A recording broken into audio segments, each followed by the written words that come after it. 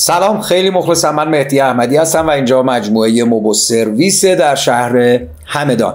امروز میخوایم یکی از اتفاقات یا مهمترین اتفاقی که بر اثر نذاشتن شارژر توی گوشی‌های تلفن همراه اتفاق میفته، چند سالی هست که شاهدش هستیم، میخوایم اون اتفاق رو بررسی بکنیم که توی دستگاه‌های گران قیمت به شدت هزینه تعمیر سنگینی داره به جای میذاره. خب شرکت ها بر اساس سیاستی که داشتن شروع کردن دیگه کلا از گذاشتن شارژر توی گوشی‌های تلفن همراه تو جعبه‌شون خودداری کردن. هزار تا بهونه هم آوردن برای این موضوع. اما تبعاتش برای مصرف کننده چی شد؟ تبعاتش شد اینی که دارید می‌بینید. این یه دستگاه S23 اولتراست. بذارید من تصویر رو یه مقداری زومش رو کم کردم که شما بهتر ببینید. این دستگاه S23 اولتراست. چه اتفاقی براش افتاده؟ بر اثر استفاده شارژر نامناسب. این برد دو طبقه است، اینجوری چسبیده بود به هم. ما هارد و سی پی رو برداشتیم گذاشتیم کنار، طبقات رو برداشتیم که به اینجا برسیم. به کجا؟ به مدارات محافظ شارژر.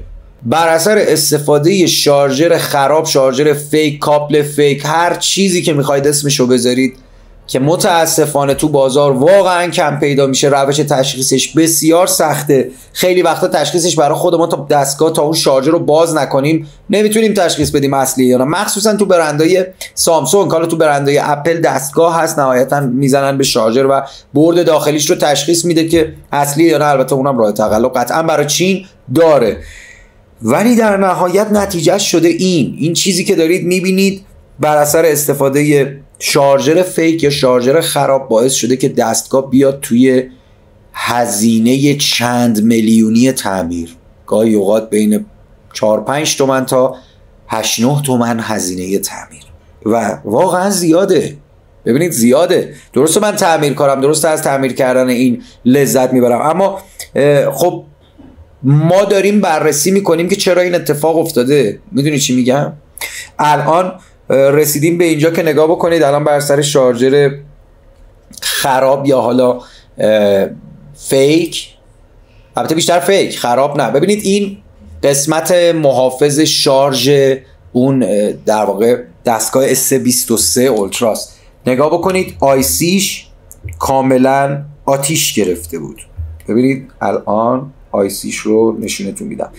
این زیر آیسیه که باید یه حالت تمیز و مرتبی داشته باشه که میبینید سوخته. حالا من یه پایش هم که از پایه‌های مسیرهای دیتایی بود ترمیم کردم و اینم متاسفانه خود آیسی که آتیش گرفته و 3 تا آیسی تا الان توی مسیر سوخته. یعنی تا الانی که من بررسی کردم هنوز تعمیرش رو تموم نکردم 3 تا آیسی سوخته. بیش از تقریبا 6-7 ساعت زمان میبره برای ما تازه اگر قطعاتش رو موجود داشته باشیم، چون اگه بخوایم کار تمیز از آب در بیاد و گوشی به همین راحتی میاد زیر دست تعمیرکار.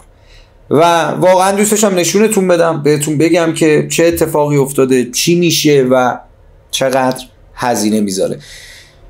اینجا من میخوام واقعا دعوت کنم از اون همکاران عزیزمون که فروشنده هستن. خب من خودم فروشنده نیستم، من یه تعمیرکارم. شارژر اصلی به مشتری بدن، شارژر غیر اصلی این اتفاقات رو رقم میزنه و البته بعضی وقتا هم خطا از سمت مشتریه. یه گوشی چند 10 میلیونی خریده، 50 میلیون، 60 میلیون، 40 میلیون گوشی خریده، موقع خرید شارژر خصیصیش میاد. یعنی ممکنه اون فروشنده هم بیچاره بهش بگه آقا شارژر اصلی داریم، ولی در نهایت شارژر فیکو بخره و میشه این اتفاق. من وظیفه خودم دونستم اطلاع رسانی کنم و بهتون بگم که درسته ما توانایی تعمیر این دستگاه ها رو داریم، ولی توی نگهداریشون با خریدن و تهیه شارژر اصلی اورجینال واقعا میتونید کوشا باشید و میتونید جلوگیری کنید از این اتفاق. امیدوارم که ویدیو براتون مفید بوده باشه و بدونید که نذاشتن شارژر توی جعبه گوشی ها چه اتفاقاتی میتونه رقم بزنه. خیلی مخلصیم. اگرم کاری داشتید حتما در واقع توضیحات ویدیو رو بخونید و اونجا هم براتون اطلاعات تماس خودمون رو گذاشتم. اگر سوالی بود هر چی بود توی کامنت ها بپرسید که جواب میدم قطعا، اما اونجا اطلاعاتی خواستید میتونید اطلاعات تماس ما رو داشته باشید. خیلی مخلصم. روز خوش.